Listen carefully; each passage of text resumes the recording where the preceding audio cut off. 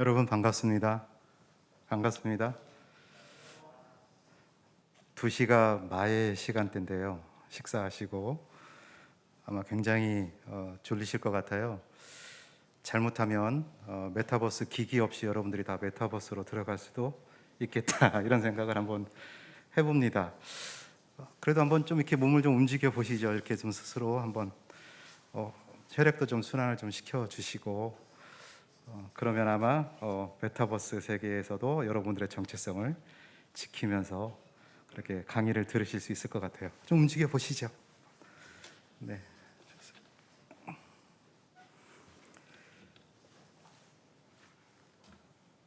제가 만들어 놓은 곳이 있는데 이렇게 되어 있군요.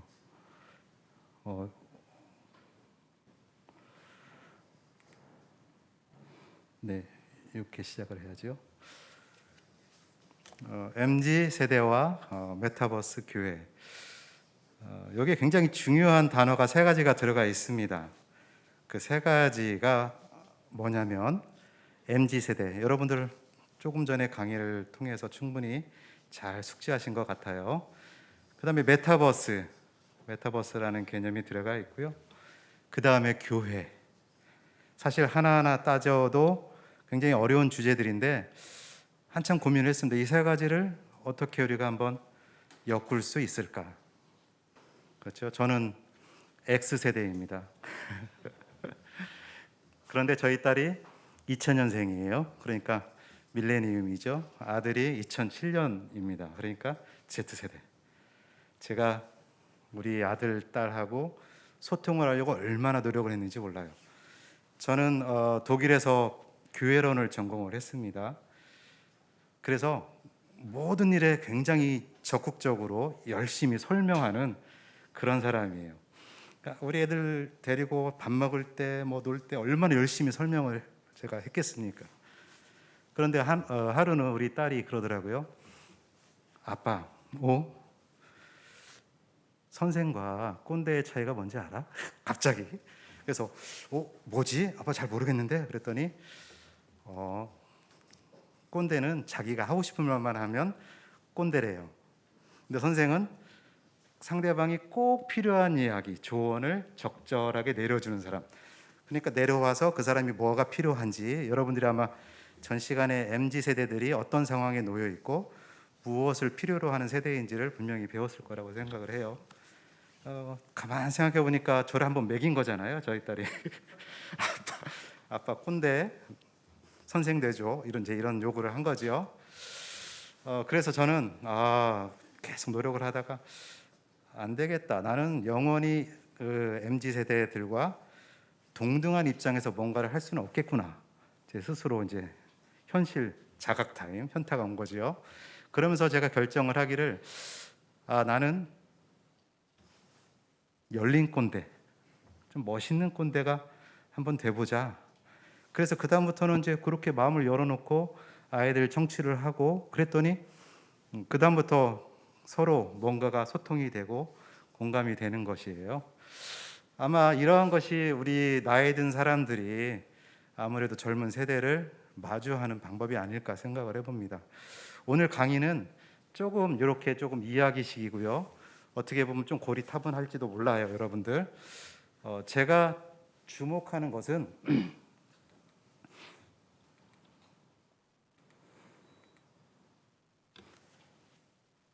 MZ 세대와 메타버스에 저희 포커스가 놓여 있는 것이 아니라 그 두 개념을 교회론이라는 관점에서 어떻게 우리가 그들을 이해하고 그리고 그 방향성들을 우리가 한번 교회의 방향성들을 설정해 볼까? 이 부분에 제가 한번 강의를 주목해서 집중해서 한번 해보도록 하겠습니다.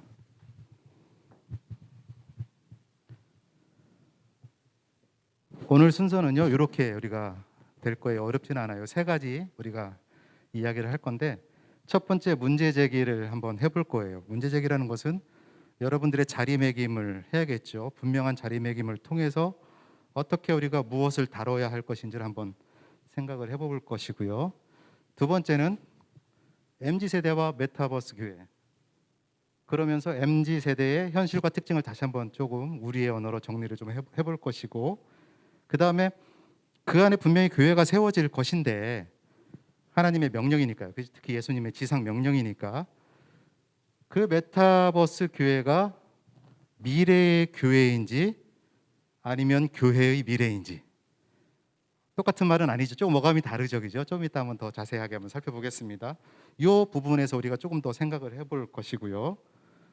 그리고 결국은 여러분들을 위해서 몇 가지 우리가 좀 이 정도는 좀 준비해야 되지 않느냐, 교회론적 관점에서 요 정도 우리가 한번 좀 살펴보도록 하겠습니다.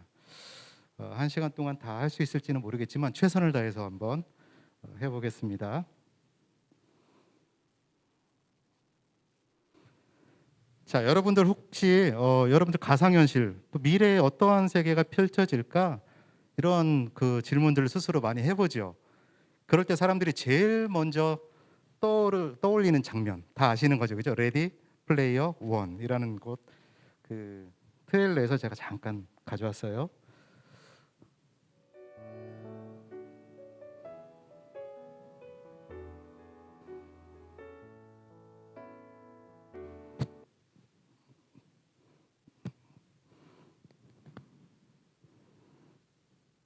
네, 이 장면들을 보면 어쨌든 그 현실에서요, 그죠? 현실에서 메타버스 기기를 통해서 새로운 세계에 접목하는 이러한 것들을 모든 사람들은 염두에 두고 있는 것 같아요. 자, 이것이 이제 우리가 생각하는 가상현실 그리고 미래의 한 모습인데,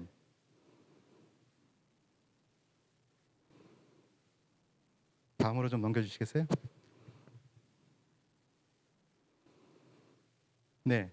그랬을 때 이제 메타버스가 과연 MZ 세대의 미래의 한 놀이터가 될 것인가, 우리가 제일 먼저 한번 물어봐야 될 지점인 것 같고, 그렇다면은 그 메타버스 교회의 모습과 그 한계가 어떠한지를 좀 우리가 구상을 좀 해야 될 것이고, 그리고 제일 중요한 그 가운데 교회의 본질과 정체성을 우리가 어떻게 보존하면서 하나의 교회된 또는 교회의 형태로서 살아갈 수 있을까, 우리가 한번 생각을 해봐야 할 것입니다. 전 시간에 여러분들이 보셨겠지만 MZ 세대가 제일 많이 서치하는 그런 키워드들이에요, 그죠? 여기서 공통되는 것, 앞에는 이제 밀레니엄 세대, 뒤에는 Z 세대의 키워드인데, 보면은 뭐 공통되는 부분들 굉장히 많은 것 같아요, 그죠? 제일 중요한 공통되는 부분들은 무엇이죠? 예를 들면 디지털, 그죠? 그 다음에 유튜브, 그 다음에 SNS. 요 꼰대라는 단어는 조금 여러분들 잘 아시겠죠? 옆에 조그맣게 있는데 얼마나 꼰대를 싫어하는지 알겠죠, 그죠? 성장이란 단어도 좀 있고요, 그죠? 모바일. 다른 것들은 좀 뭐가 있죠? 아직 밀레니엄 세대는 여행이라는 감성이 좀 남아 있어요, 그죠? 근데 여기서는 디지털 네이티브로서, 그죠? 오히려 다른 쪽에서 감성을 발견하려고 하는 그런 측면들을 우리가 살펴볼 수가 있습니다. 제가 MZ 세대를 한번 이러한 이야기식으로 한번 그 삶을 한번 적어봤어요.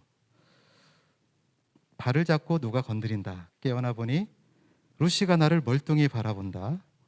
이제 도망갈 생각도 하지 않는 루시는 어디서 왔는지 모르는 자그마한 쥐다.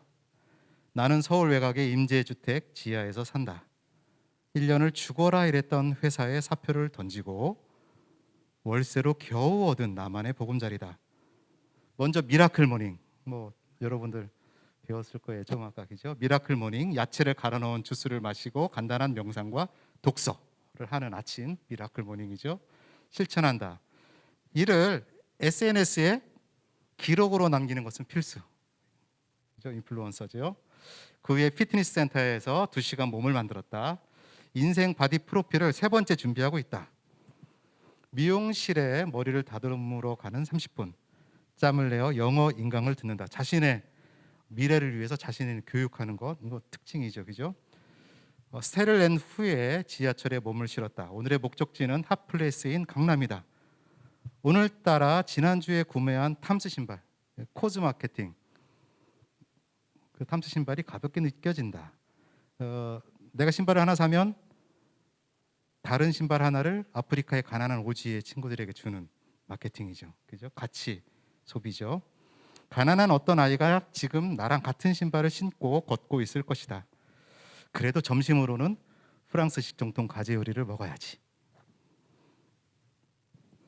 점심을 먹고 강남의 번화가가 한눈에 내려다보이는 테라스에 앉아서 점심값에 비견할 만한 커피와 디저트를 먹는다. 거기서 처음 본 친구들을 만났는데 뜻밖의 BTS를 좋아하는 아미다. 그들과 지내 요즘에 아주 핫한 슈퍼참치 이야기를 나누는 날이 저무는 채도 모른 채 신나게 나누었다. 그러다 어떤 치킨집 사장이 고아한 남매를 돕다가 코로나로 경제가 어려워 폐업한다는 소식을 접했다. 즉시 어플을 열어 한마음으로 돈줄을 내주었다. 어두워져 가는 강남의 밤거리는 이제야 자신의 본 모습을 드러내는 듯 화려한 빛의 세계로 변신한다. 아플싸, 오늘 점심과 디저트에 너무 많은 비용을 지불했다. 돈이 넉넉지는 않아요. 가난한 세대라서. 저녁을 먹고 클럽 가자는 후렌드, 조심해야 됩니다. 프렌드가 아니라 후렌드예요. 말을 선약이라는 말로 적당히 거절하고 다시 버스에 몸을 실었다. 그런데 조금 전에 그 친구 이름이 뭐였더라? 사실 나도 이런 저런 가명을 사용해서 진짜 이름이 무엇인지 모르겠다. 그냥 일기에는 내가 아미, 영인이 그들을 A, 1, 2라고 적었다. 집에 가는 길에 방망내 국수 나 한 그릇 먹고 온라인 게임이나 한 판 해야겠다. 이제 한번 그 꾸며본 그 MZ 세대의 어떤 삶이에요. 그들의 특징은 여러분들이 조금 아까 잘 보셨겠지만 이주영이라는 칼럼니스트가 5개의 키워드로 잘 정리를 했는데 그 부분 조금 바꿔서 제가 한번 이렇게 적어봤습니다. 다양성, 그렇죠? 다양성. MZ 세대의 특징은 다양성이에요. 현재의 삶이 아닌 다양한 삶과의 만남을 끊임없이 추구한다. 계속해서 새로운 어떠한 다양한 것들을 추구한다라는 것이죠.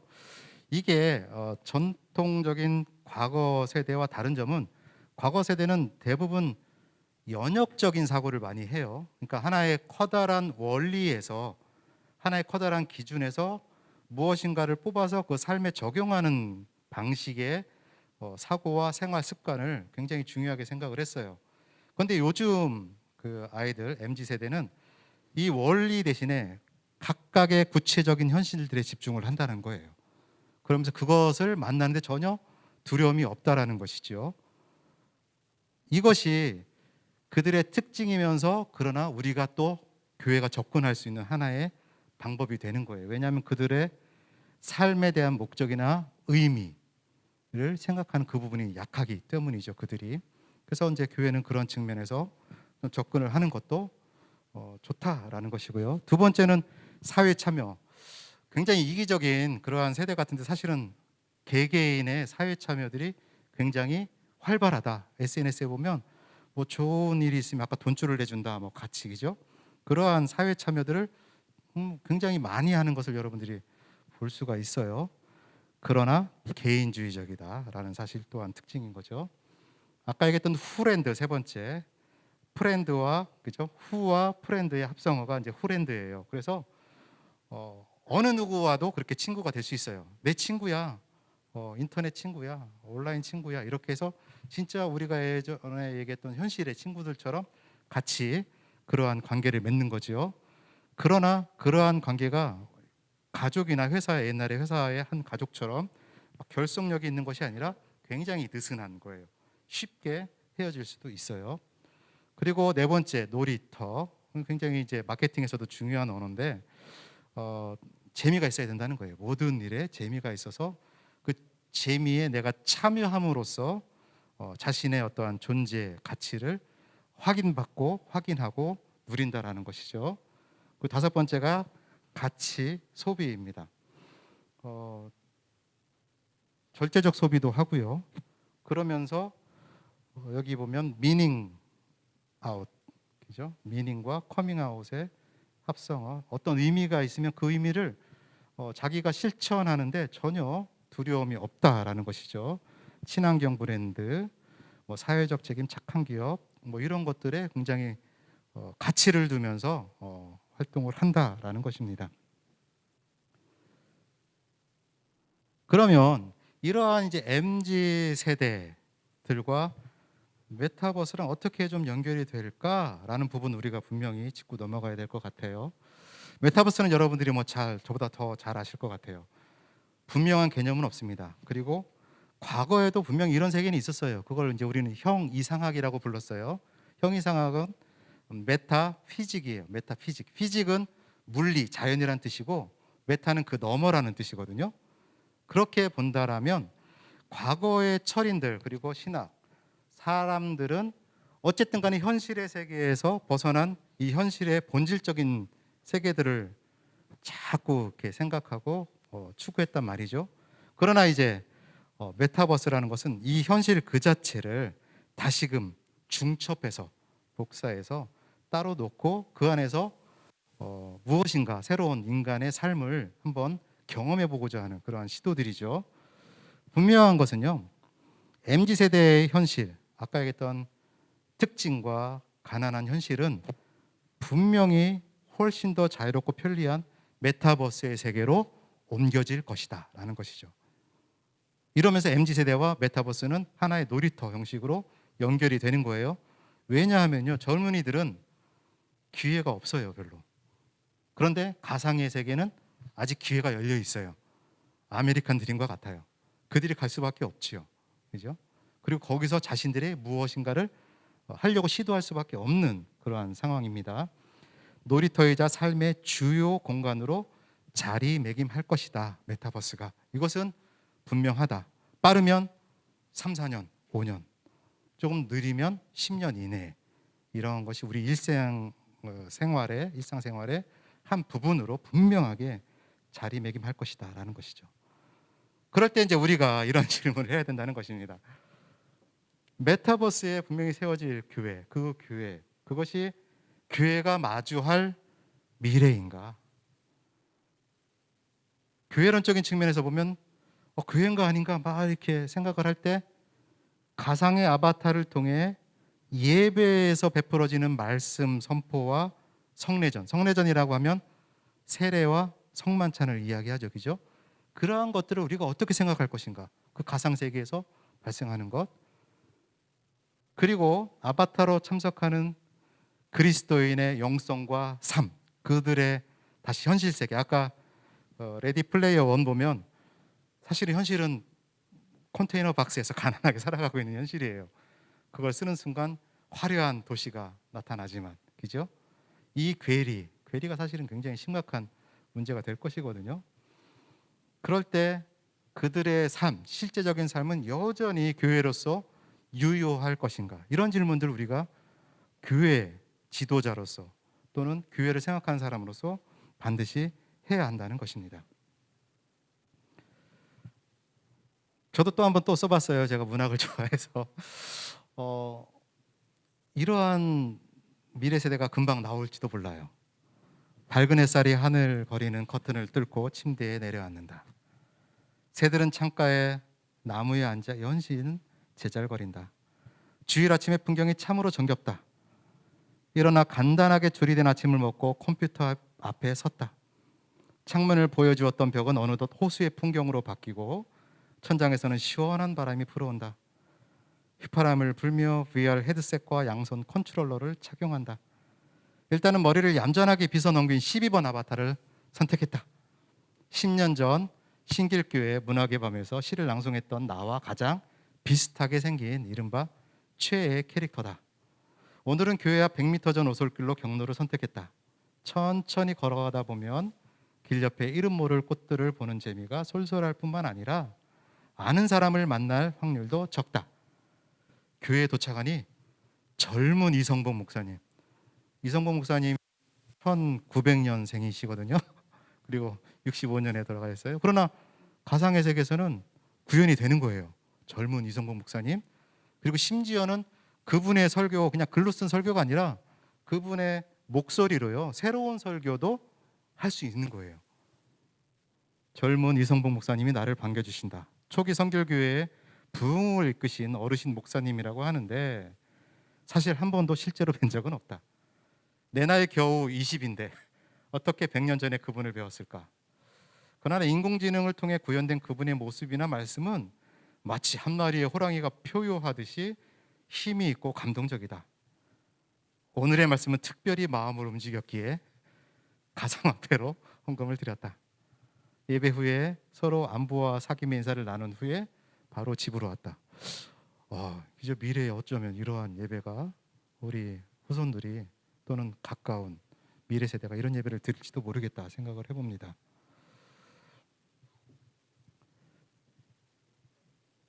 자, 그러면 실제로 온라인에 세워진 그 메타버스 교회가 있는 거 아시죠? 그죠? 미국의 침례교 계통의 하나인데 VR 처치라는 교회입니다. 한번 볼게요. Cheddars, everyone. 이제 이러한 가상의 공간에 사람들이 접속을 해서 모이는 거죠. 목사님이 여자 목사님이 이제 세례를 주는 한 장면입니다. 올해 4월달에 실제로 준 세례 장면이에요. I was really scared to get baptized when I first was 신앙 going 고백문 to get 같은 이야기를 baptized at a church a 먼저 few 고백을 years back. 하고요. But when I heard about VR baptism, I was no longer afraid, and VR Church helped conquer my fear. And finally, I'm ready to take the plunge for Jesus Christ, my Lord and Savior. As we come into the water, you 저렇게 물속에 express your 들어가죠. desire 아바타들이 to be 목사님과 함께. baptized. And you want everyone to know about your faith in God. I baptize you. 저렇게 Daisy 이제 petals. 물속에 In the 들어가는데 name of the 장점은 물에 오래 Father, 있어도 안 Son, 죽어요. and 그죠? of the Holy Spirit. So Daisy, just 오래 as 있잖아요, 지금. Jesus rose from the grave, I want you to come out of the water to symbolize this new life. Here we go. This way. 새로운 생명 왔다 하고 나오고 서로 포옹하고 그리고 다른 사람이 Needless 또 to 이제 say, my 세례 받으러 오는 거죠. 자, 이러한 일들이 오늘날 사실은 이제 메타버스라는 우리가 세계 안에서 발생하고 있습니다. 당연히 여기에 우리가 또 질문이 등장하겠죠, 그죠? 그렇다면은 저러한 가상의 교회에서 말씀과 말씀 선포와 기도의 문제를 우리가 어떻게 좀 생각해 볼까? 이것도 우리가 진짜 한번 중요하게 물어야 되는 지점이고요. 두 번째는 성례전의 문제예요. 아까 얘기했던 세례. 이 세례가 참된 세례인가? 또는 성만찬, 가상의 공간에서 떡과 잔을 나누는데 이것이 올바른가? 이 문제 지금 학자들이 계속 논의를 하고 있어요. 그리고 결국은 마지막 인격적 만남의 문제라는 것, 이제 굉장히 중요한 포인트 같습니다. 인격적 만남은 교회론을 전공하는 저도 굉장히 중요하게 생각하는 그러한 핵심 키워드인데요.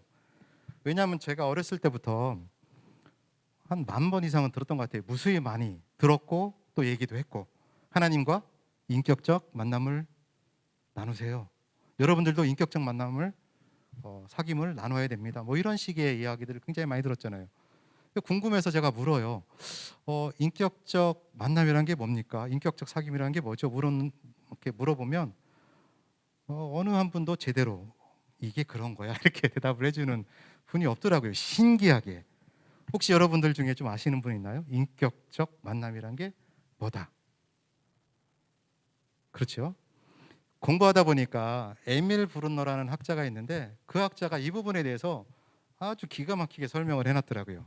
인격적 만남이라는 것은 너와 나 사이에 비인격적 요소를 제거한 것 이렇게 반대로 설명을 해놨어요.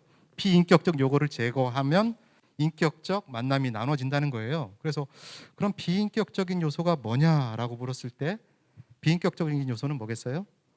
예를 들면 돈, 그죠? 뭔가 다른 어떠한 목적, 그죠? 그 사람의 외모나 재력이나 어떠한 일을 성취하기 위해 도구로 활용하는 것들은 다 비인격적인 요소들이죠. 그러면 인간 사이에서 인격적 만남을 나눌 수 있는 가장 좋은 관계는 누구겠어요?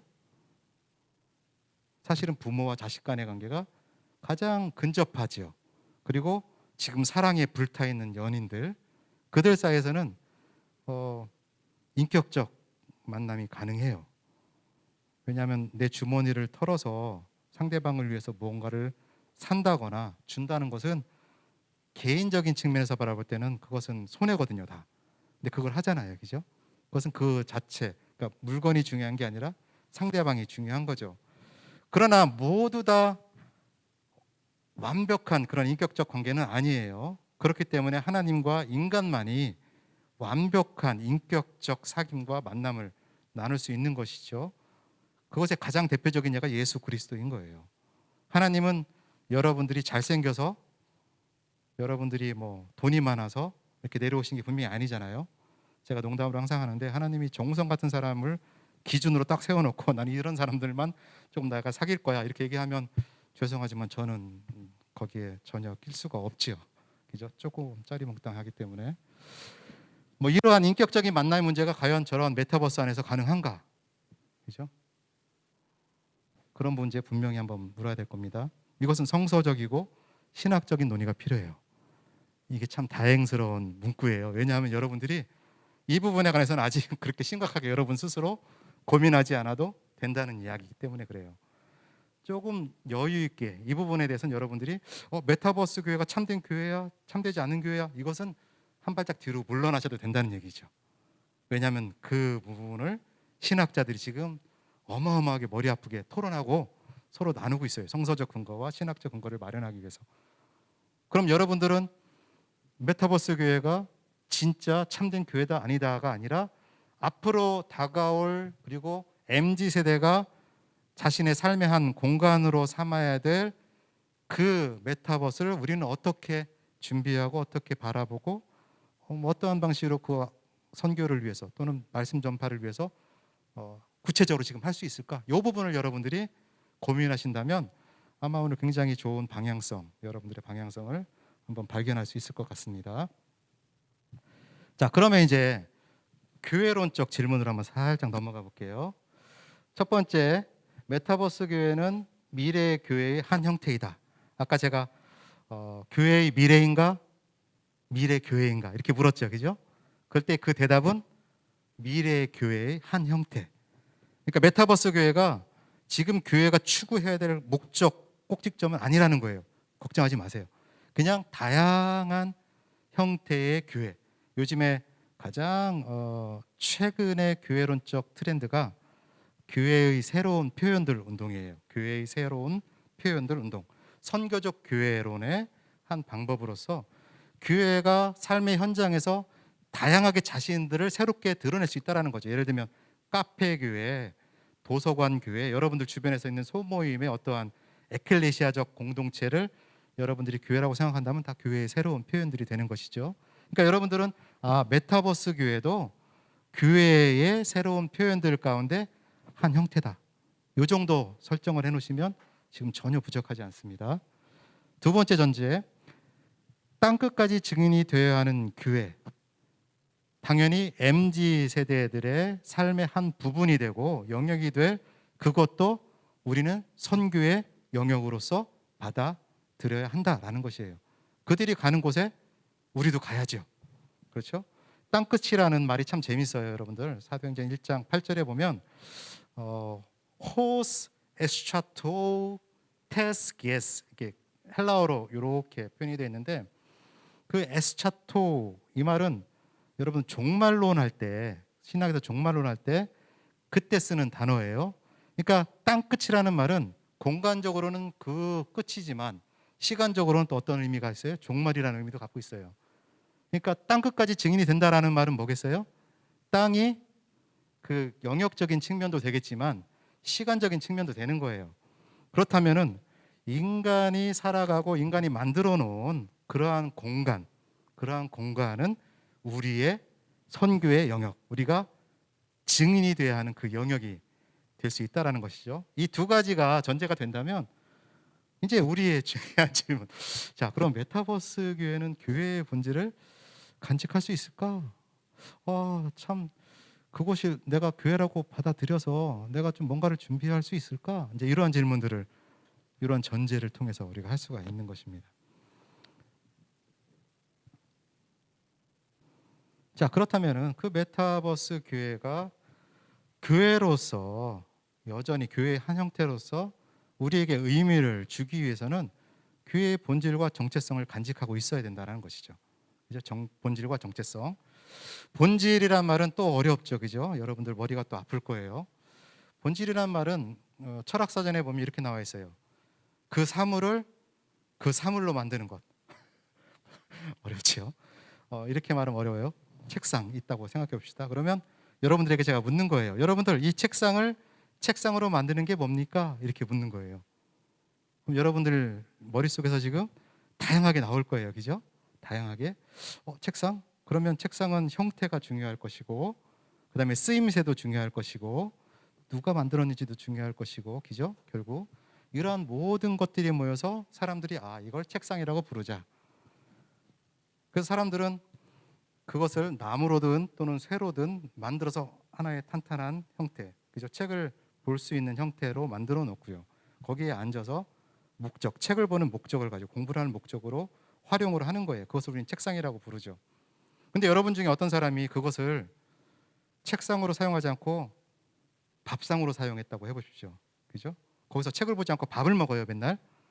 그러면 책상이 소리를 지르는 거예요. 나의 정체성을 회복시켜줘. 정체성은 철학사전의 용어에 따르면 그 사물을 그 사물로 계속 유지시키는 것. 조금 이제 구별이 됐어요. 정체성은 그 사물을 계속 그 사물로 유지시키는 거예요. 그러니까 우리가 만약에 책상을 밥상으로 썼으면 어떻게 해야 돼요? 다시 본질, 책을 보는 용도로 다시 되돌아오는 것. 이게 정체성을 회복하는 것이죠. 교회를 한번 거기다 집어넣읍시다. 교회. 우리가 얼마나 많이 얘기합니까? 교회의 정체성을 회복하라. 근데 중요한 것은요, 본질을 몰라요. 본질을 모르는데 어떻게 정체성을 회복할 수가 있겠어요? 그렇죠? 본질을 모른 채로 그것을 계속 유지하는 것은 불가능한 일이기 때문에 그래요. 간단하게 그 본질에 관해서 제일 잘 말한 성서에 유명한 사도가 있는데 바울이에요. 사도 바울.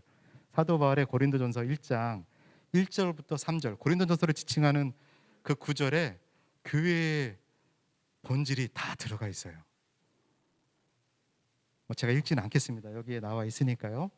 거기에 보면 고린도 교회를 뭐라고 지칭하냐면 에클레시아 투테우, 하나님의 에클레시아. 에클레시아는 교회라는 뜻이에요. 원래 교회라는 것도 사실은 우리나라에서만 교회라고 하고 미국에서는 뭐라고 하죠? 처치라고 하고, 그죠? 독일에서는 키리시라고 그러고, 그리고 다른 곳 스페인어나 포르투갈어를 쓰는 영역에서는 에글레시아라고 불러요. 에글레시아. 그리고 원어는 에클레시아입니다. 에크는 바크로라는 뜻이고, 레시아, 칼레오, 부르다라는 뜻이에요.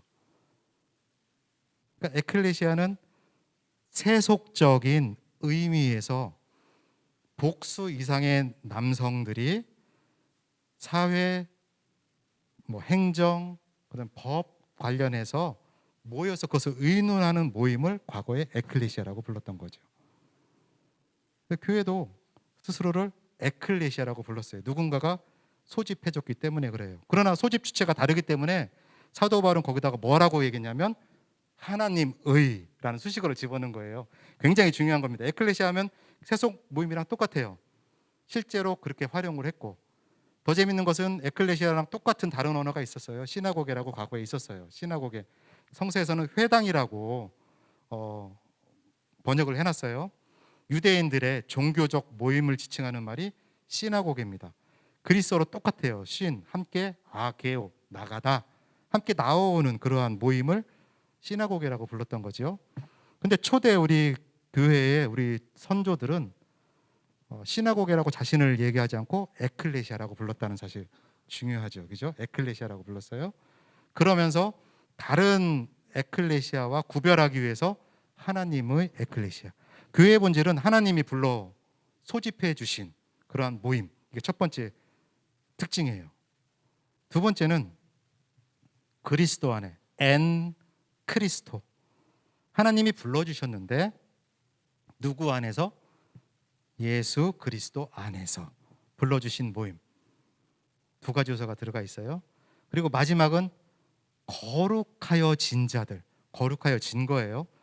그러니까 내가 거룩해서 신적인 영역에 올라가는 것이 아니라 거룩하여졌다라는 것. 다시 말하면 성령에 충만해서 또는 성령에 참여해서 내가 다른 것들과 구별되었다. 그러니까 교회의 본질은 뭐냐면 첫 번째 하나님이 소집 주체가 되는 것이고 교회의 소집 주체는 하나님이시고요.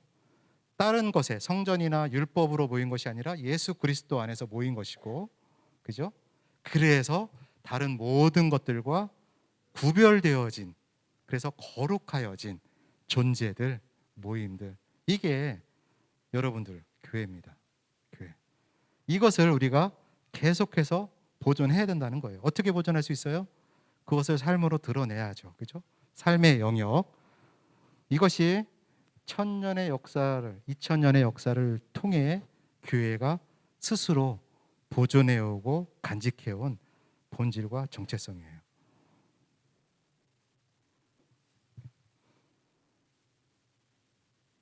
그렇기 때문에 두 번째 우리가 이제 바라봐야 될 것은 본질과 정체성을 우리가 확인을 했다면 복음의 실제성과 현실성을 고수하는 것, 이게 이제 중요하죠. 메타버스 안에서도 복음의 실제성이라는 것은 뭔가요? 만남의 중요성을 잃지 않는 것이고요. 특별히 성육신 사건을 우리가 절대로 잃지 않는 것입니다. 만남의 중요성이라는 것은 뭐냐? 교회는 단순한 만남, 가더링이 아니라는 거예요. 그냥 게더링이, 그죠? 오히려 그것보다 훨씬 더 능가하는 무엇인가 삶이 변화되는 요소가 그 안에 있는데 그것은 만남을 통해서 이루어지는 거예요. 하나님과 인간의 만남. 그것을 우리는 성령 충만이라고 얘기를 하죠. 그 다음에 그것의 핵심에는 성육신 사건이 있었기 때문에 그리스도교적 진리는 초월, 메타의 하나님이 현실, 레알로 오신 역사적 계시 사건이다. 이를 벗어난 논의는 비본질적 논의, 수단과 도구의 측면에서 발생하는 논의일 뿐이다라는 것이죠. 그리고 이것이 이루어지는 인격적 만남의 장소가 예배예요. 그래서 메타버스 교회를 바라보는 절대적인 기준들이 이러한 방식으로 마련되어야 하는 것이죠. 자, 그렇다면 우리가 이제 한번 교회론적 조언으로 한번 나아가 봅시다. 이제 몇 가지 질문을 했고요. 그 다음에 교회론적 어떠한 내용들을 좀 살펴봤고 이제 조언을 좀 한번 해봐야겠죠. 전제는 마찬가지예요. 메타버스 교회는 미래 교회의 한 형태이다라는 것. 두 번째, 증인이 되어야 된다는 것 다 아시는 것이고, 세 번째, 본질과 정체성을 보존해야 한다. 현실 교회와 연결되어 있어야 한다. 왜냐하면 본질과 정체성은 지금 우리가 모여 있는 이 상태에서 이루어지는 것이고 이것이 그대로 가치가 메타버스 세계에 들어가야만 가능하기 때문에 그렇습니다. 그렇다면 메타버스 교회를 위한 조언과 과제 무엇이 있을까 한번 살펴봐야겠죠. 일단 우리가 메타버스 교회가 참된 교회냐 거짓된 교회냐라는 질문은 한 발짝 뒤로 좀 물러나기로 했어요. 그죠? 왜냐하면 아까 같은 측면에서 논의가 신학자들 그리고 성서적 근거들이 마련되어야 되기 때문에 그렇습니다. 그럼에도 불구하고 삶의 영역이라면 우리가 선교를 해야 되는 영역이라면 일단 복음 전파와 교육의 도구로 우리가 그것을 충분히 활용해야 할 것입니다. 교회가 메타버스를 활용하여 현실보다 더 능동적으로 실천할 수 있는 부분이 있다. 이들은 주로 교회의 교육과 관련된 그러한 장점들이다. 예를 들면 시간과 공간의 제약을 받지 않는 성서적 지식의 전달이 가능하다. 또한 일방적 지식의 습득이 아니라 서로 상호작용을 통한 쌍방교육의 장점이 있다. 더 나아가 다양한 감각적 효과를 통해서 교육의 재미를 극대화할 수 있다. 예를 들면 오병이어의 성경 말씀을 나눈다면 여러분들 그것을 화면으로 구성해서 실제로 참여해서 마치 내가 그 가운데 있는 것처럼 말씀을 제가 느끼고 교육받을 수 있다라는 것이죠. 사회에서도 이러한 일들이 충분히 지금 벌어지고 있어요. 이번에 있었던 2021학년도 순천향대학교 입학식 SK 이프랜드와 관련해서 이러한 입학식이 진행되었죠. 교회도 이런 거 충분히 할 수 있을 것 같아요. 이 정도 교육적 효과는.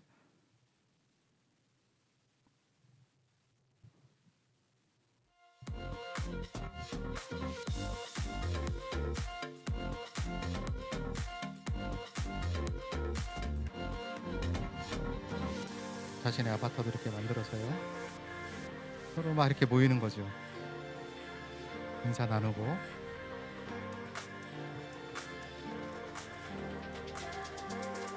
새롭게 시도되는 순천향대학교의 메타버스 입학식 바로 가보실까요? 사랑하는 2021년 신입생 여러분, 순천향대학교 21학번 새내기 총장 김승호입니다. 굿투 그레이트. 우리랑 동기. 좋은 대학에서 위대한 대학으로 도약하려는 우리 순천향대학교에 입학한 신입생 여러분과 학부모님들께 순천향 가족을 대표해 환영의 인사를 드립니다.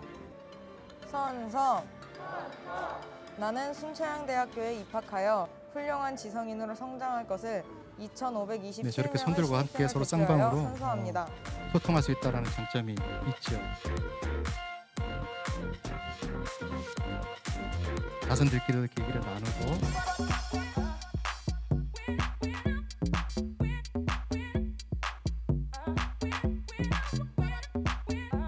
소통과 참여, 공감 이런 부분들은 충분히 교회에서도 이 부분들은 받아들여서 할 수 있을 것 같아요.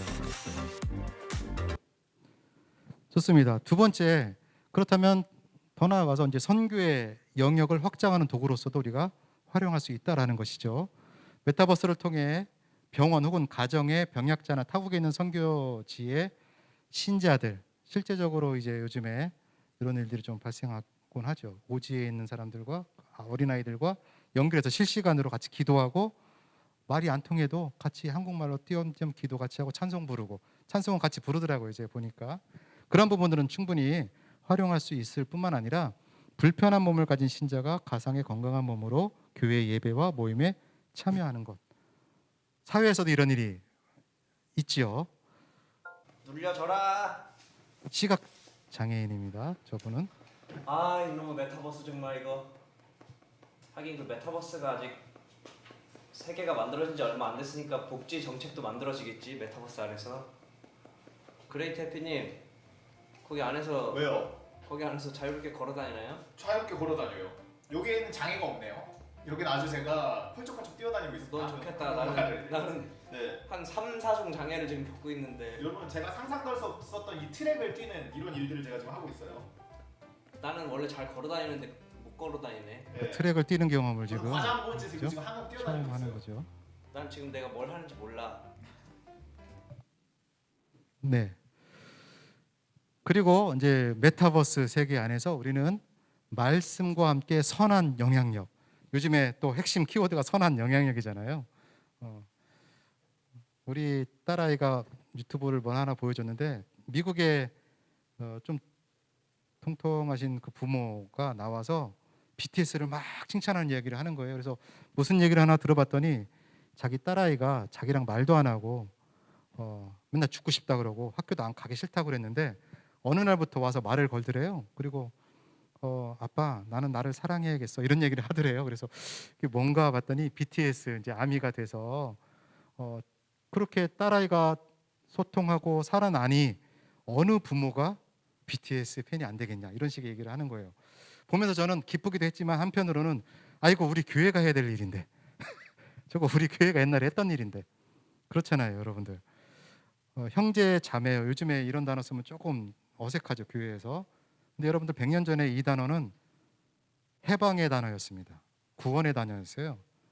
그죠? 양반과 상놈이 얼마나 차이가 있었는지, 자기 가축은 키워 먹여도 자기 하인이나 다른 상놈들한테는 음식을 안 주잖아요. 굶어 죽잖아요. 이런 차별이 있던 곳에서 어느 순간 어느 공간에 들어갔더니 그 높으신 양반네가 형제여 하고 끌어안아주고, 자매하고 포옹해주고 이렇게 불러주면, 야, 그 사람들이 어떠한 기쁨과 마음을 가졌을까, 이런 생각을 해보는 거예요. 저는 여러분들 메타버스 세계가 앞으로 오는데 두려움을 갖지 마시고, 그 세계 속에서 우리가 어떻게 교회의 선한 영향력을 과거에서와 마찬가지로 앞으로도 계속 펼칠 것인가, 이러한 고민들을 하면 좋겠다라는 생각이 듭니다. 벌써 이제 거의 끝나가니까요. 조금만 우리 집중해서 이제 마무리 한번 해봅시다. 여러분들을 위한 몇 가지 조언을 좀 한번 해보고 싶어요. 전체적인 강의 내용을 통해서 여러분들 첫 번째 MZ 세대에게 여러분들은 다 MZ 세대인 분들도 많이 있는 것 같아요. 만약에 그렇지 않다면 선생이 좀 돼주는 게 좋겠다. 그들을 위해서 선생이 돼주는 게 좋겠다. 하고 싶은 말 옛날에처럼 복음 선포라는 것이 이제 강력한 선포 방식이었는데 그렇게 막 위에서 얘기하면 요즘 애들은 다 튕겨져 나가잖아요. 그죠?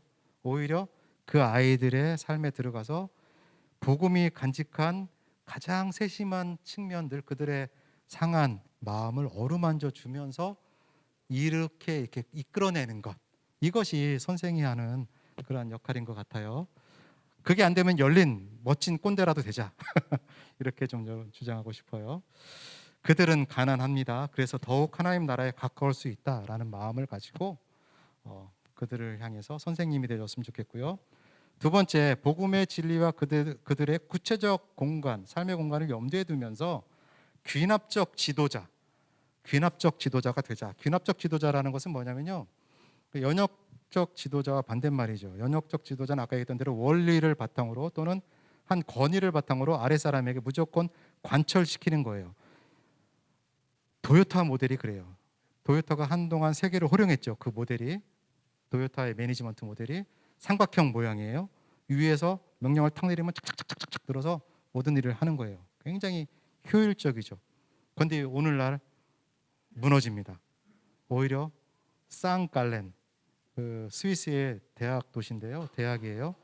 매니지먼트 모델을 만들었는데 여기는 리더가 어떤 리더십을 갖는 리더냐면 뭔가 솔선수범해서 이끄는 게 아니라 나의 밑에서 일하는 분들이 어떠한 장점이 있는지, 그들이 잘하는 것이 무엇인지를 관찰하는 것이 리더의 자질이라는 거예요. 그래서 그가 가장 잘할 수 있는 일을 세워주는데 그를 중심으로 다른 사람들을 붙여주는 역할을 하는 게 21세기 리더라는 거예요. 어쩌면 여러분들 앞으로 MZ세대들에게 있어서 리더가 되려면 과거처럼 무조건 선포하고 따라와 이러한 리더가 아니라 그들의 삶 속의 구체적인 것에 들어가서 그들이 무엇을 잘할 수 있는지를 보고 그들이 잘하는 것을 북돋아 주면서 선한 방향으로 이끌어내는 리더, 귀납적 지도자, 이게 꼭 필요한 것 같습니다. 특별히 이제 저는 평신도 신학자들이 좀 많이 나왔으면 좋겠다. 서로 평신도들이 평신도 영역에만 있지 않고 신학의 영역에도 좀 들어와서 이런 강의 공부도 좀 하면서 그것을 적용시킬 수 있는 것. 반면에 목회자들도, 전도사님들도, 신학대학에서 공부하는 분들도 꼭 신학만 공부하지 말고 사실은 다른 것도 좀 공부하면서 그렇게 서로 연관하는 그러한 일들이 필요하다라고 봅니다. 세 번째, 메타버스 두려워하지 않았으면 좋겠고요. 흥미롭게 받아들이면 더더욱 좋습니다. 메타버스는 인간이 신이 되는 공간이 아니에요. 유발 하라리가 호모데우스라는 책을 썼잖아요, 그죠? 그래서 독일 매스컴이랑 서로 막 이제 인터뷰를 하는데 그렇게 얘기를 하더라고요. 만약에 인간이 신이 되는 세계가 오면 인간은 행복해질까요? 이렇게 물었어요. 그랬더니 유발 하라리가 신석기 시대에 비해서 현대인들은 거의 10,000배 이상의 능력을 지금 갖게 되었습니다. 그러면 지금 그때보다 지금 현대인들은 행복한가요? 자기는 절대 그렇지 않다라고 본다는 거죠. 저도 그렇게 생각을 합니다. 많이 할 수 있고 많이 안다라는 것은 인간에게서 더 많은 욕망과 욕구가 커진다는 뜻이거든요. 그죠? 많이 아는 사람이 많이 먹잖아요. 잘 먹고. 그죠? 저는 이렇게 먹는 거에 큰 뭐가 없어서, 아페티트가 없어서. 근데 그 아는 사람들 굉장히 많더라고요. 제가 파주 사는데 파주의 맛집을 저보다 다 잘 알더라고요. 오면 저를 데리고 가요. 알면 먹고 싶고, 그리고 못 먹으면 더 필요성을 느끼고, 그죠? 갈증을 느끼고, 이런 일이 분명히 발생할 거다. 그 세계도 여전히 구원이 필요한 세계, 인간이 만들어 놓은 세계예요. 인간이 신이 되는 세계가 절대 아니라는 것이죠. 기술에 두려움을 갖지 말라. 여러분, 그 최고의 기술, 아까 같은 막 메타버스를 구현하는 기술을 가져야 되지 않습니까? 라고 묻는데 그럴 필요가 없어요. 적정 기술이라는 말이 있어요. 프리츠 슈만이라는 독일계 영국 경제학자가 1960년대에 이미 말한 거예요. 그렇게 큰 기술이 인간이 살아가는데 필요 없다라는 거예요. 아프리카 오지의 아이들이 깜깜한 밤에 불을 비추기 위해서 발전소를 건설하고 막 이러면 너무 걸리잖아요. 불가능한 일이고. 근데 애들을 가만히 보니까 축구를 좋아한단 말이죠. 그러니까 축구공 속에 특수하게 배터리를 놓고 애들이 뭐 30분, 1시간 계속 축구를 하는 거예요. 그러면 그거 나중에 빼갖고 그날 한 4시간, 5시간 분량의 LED를 켤 수 있는 전기가 나온다는 거죠. 이게 적정 기술이에요. 그러니까 여러분들 기술에 있어서도 난 배워야 돼요. 난 몰래 이러지 말고 내가 할 수 있는 것 지금부터 시작을 해서 그렇게 확장해 나가는 것 좋습니다. 코로나가 전국의 대학 교수들을 유튜버로 만들었어요. 2년 사이. 저도 잘 아날로그 세대, X세대인데 저 이 정도 만들면 훌륭하지 않습니까? 그죠? 이렇게 막 변화하는 거 배운 거죠. 적정 기술이에요. 최고의 기술은 아닙니다. 제가 할 수 있는 최고의 적정 기술이죠. 그 기술로 복음을 전파하는 훈련을 우리가 한번 했으면 좋겠고요. 그리고 융합하고 협업을 할 수 있는 MZ세대의 전문가, 리더를 여러분들이 사실은 키우는 겁니다. 여러분들이 키워야 그들이 실제적인 MZ세대의 나중에 그죠? 디지털 네이티브들이 그죠? 새로운 그런 지도자로 성장할 수가 있다라는 것입니다. 제가 생각하는 미래 교회의 그러한 모습이에요. 제 책에 사실은 표지를 제가 이렇게 했는데 위에는 다양한 그 인터넷상의 온라인상의 프로필들이 있고요. 그죠? 그 프로필들이 총으로 모이지 않고요. 총 모양을 가지고 있지 않고 또는 주사기 모양을 가지고 있지 않고 또는 쾌락의 모양을 가지고 있지 않고 십자가 모양 아래서 연결되는 것. 이거 우리가 지향해야 될 세계인 것 같고요. 그 밑에는 엠마오로 가는 두 제자입니다. 엠마오로 가는 두 제자 예수님이시고요. 엠마오로 가는 두 제자에 다가가신 예수님의 교육이 과거 2000년 전에만 유효했던 교육이 아니라 앞으로 영원히 유효한 교육이다. 그죠? 실망해서 가는 그 제자들에게 예수님이 실제로 찾아가셔서 나 예수야 이렇게 얘기하지 않고 무슨 일이 있었습니까? 부터 시작을 해서 이런 일이 있었잖아요. 이렇게 얘기하게 하고 그리고 그들이 자꾸 기억하게 하고 떠올리게 하고 그들의 상황에서 지금 하고 있는 거예요. 예수님이요.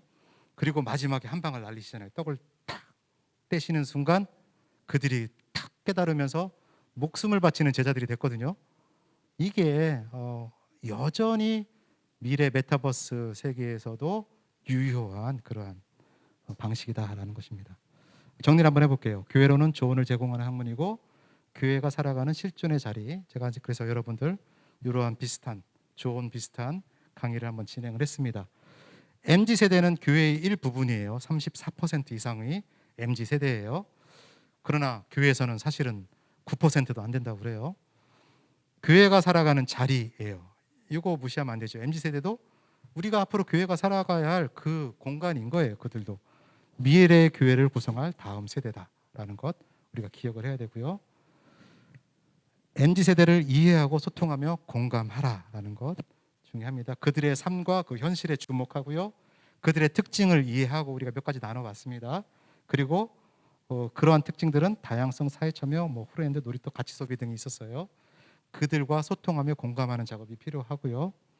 그리고 메타버스는 교회의 미래가 아니라 미래의 교회의 한 형태라는 것. 그럼 여러분들이 조금 마음이 좀 편해질 거예요. 그죠? 그러나 그 안에 저런 신학적인 문제가 분명히 있다라는 것. 이것은 신학자들에게 조금 시간을 두면서 맡겨주시라라는 것이고, 그리고 메타버스 교회가 교회로서 존재하려면 반드시 써야 되는 게 교회의 본질과 정체성이다. 여러분들이 나중에 어떠한 교회가 나오든 질문하세요. 저 교회가 본질을 간직하고 있는가? 아까 이게 뭐라고 했죠? 하나님의 교회, 그다음 예수 그리스도 안에서 중요한 포인트예요. 그리고 거룩하여진, 성령으로 인해서 거룩하여진, 여러분들의 현실 교회도 마찬가지입니다. 그 안에 하나님이 불러 모아주신 모임인지 예수 이름으로 모이는지 내가 성령에 충만해서 내가 구별된 사람으로서 살아가는지, 이게 여러분들이 여러분들을 시험하고 판단하고 평가하는 그런 기준입니다.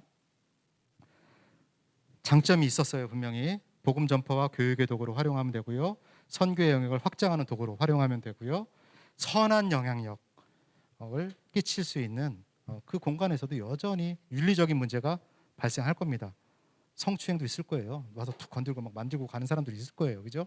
그러한 윤리가 아직 마련되지 않았어요. 유럽은 이미 만들어졌거든요. 이제 그러한 것들을 우리 교회에서 먼저 선점을 해서 선한 공간들로 만들어 나간다면 그게 바로 선한 영향력이고 하나님 나라의 확장일 거다 생각이 들고요. 그 다음에 선생되라, 귀납적 지도자, 메타버스 두려워하지 맙시다, 적정 기술을 활용합시다, 그리고 MG 지도자를 양육합시다. 이 이야기를 하면서 오늘의 강의를 한번 마쳐보겠습니다. 감사합니다.